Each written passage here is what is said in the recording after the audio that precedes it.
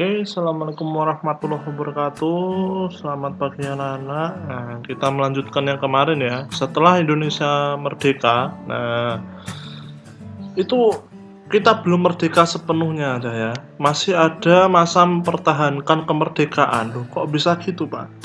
Karena kan Jepang kalah kemarin. Nah, ternyata Belanda itu kembali ke Indonesia untuk menjajah lagi.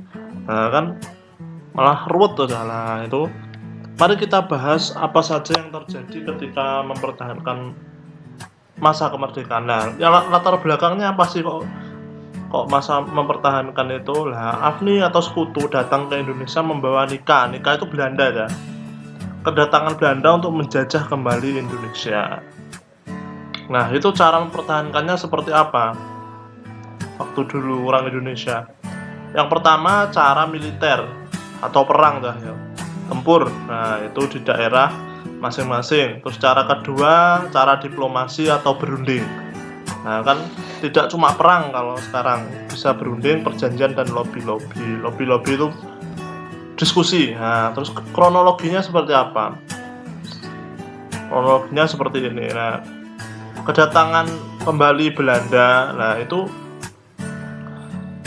yang membawa itu sekutu yang dilawan oleh rakyat Indonesia. Terus selanjutnya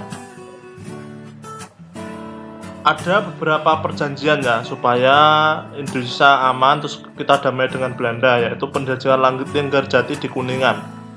Itu Belanda mengakui secara de facto Indonesia, Jawa, Sumatera, Madura akan membentuk pemerintahan Uni Indonesia Belanda yang diketuai oleh Ratu Wilhelmina. Akan dibentuk Indonesia Serikat yang paling lambat 1/1/1945. Nah, akan tetapi Belanda tidak mau ya.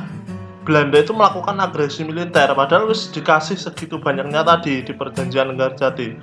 Nah, apa agresi militernya? Nah, Belanda menyerang daerah penting dan kaya seperti pelabuhan, perkebunan dan pertambangan. Yang kedua, Belanda bertujuan untuk menguasai kembali ya aset-aset ekonomi yang ditinggalkan Jepang. Nah, itu dia ndak mengkhianati perjanjian tadi. Nah, terus rakyat Indonesia untuk menghentikan agresi militer tersebut, agresi militer Belanda 1 ya, dibentuklah KTN. Nah, Komisi 3 Negara atas desakan PBB. Nah, ada Australia mewakili Republik Indonesia ya, Richard Karby. Belgia mewakili Belanda, Paul van Zielen. Terus Amerika sebagai mediator yang diwakili Frank Graham. Nah, kalau udah didiskusikan tuh apa saja perundingannya ya. Ini perundingan namanya perundingan Renville, itu di LKS semua ada. Yang terjadi di kapal USS Renville, Amerika Serikat. Nah, ini yang pertama penghentian tembak-menembak di sepanjang garis Van Mook. Apa itu garis Van Mook lagi? Yang kedua, Indonesia mengakui garis deklamasi Van Mook, yaitu garis terdepan dari pasukan Belanda setelah agresi militer. Terus pengosongan daerah militer rakyat Indonesia yang telah dikuasai Belanda. Nah, ini kan dia sudah apa namanya? Nah, kan Belanda itu udah menguasai daerah Siliwangi itu aja.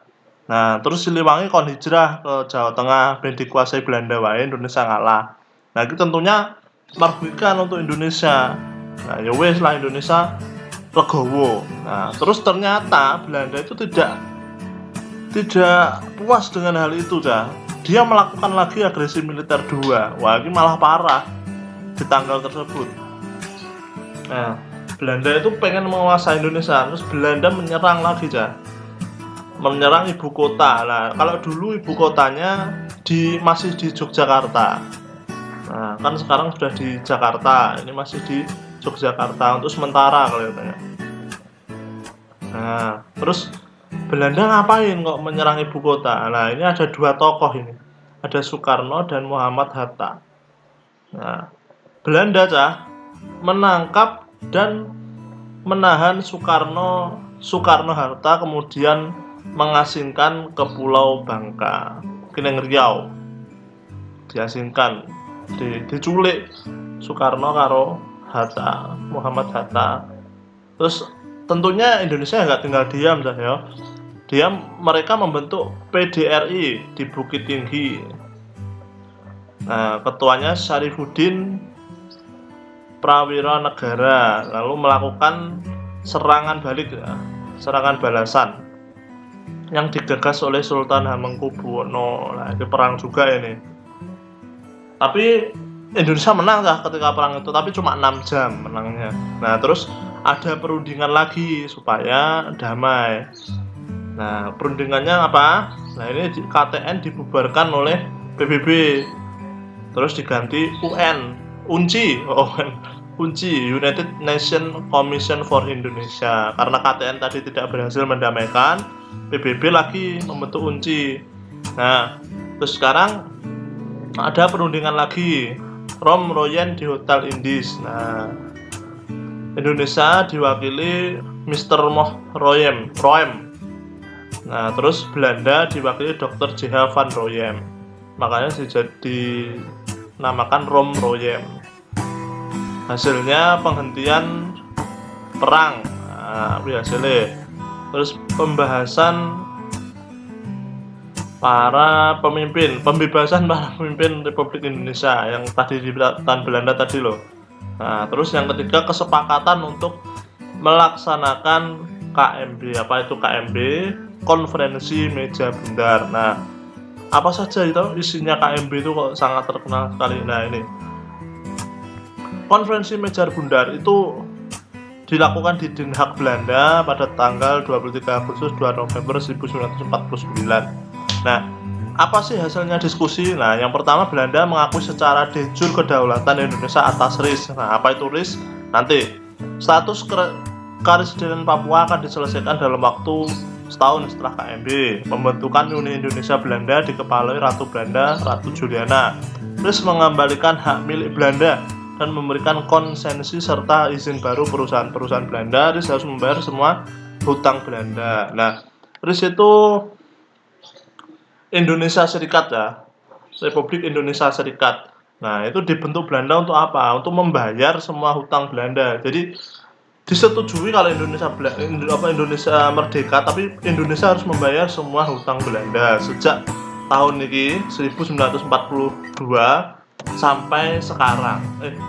Nah itu ya, sampai tanggal ini, sampai tahun ini 1949.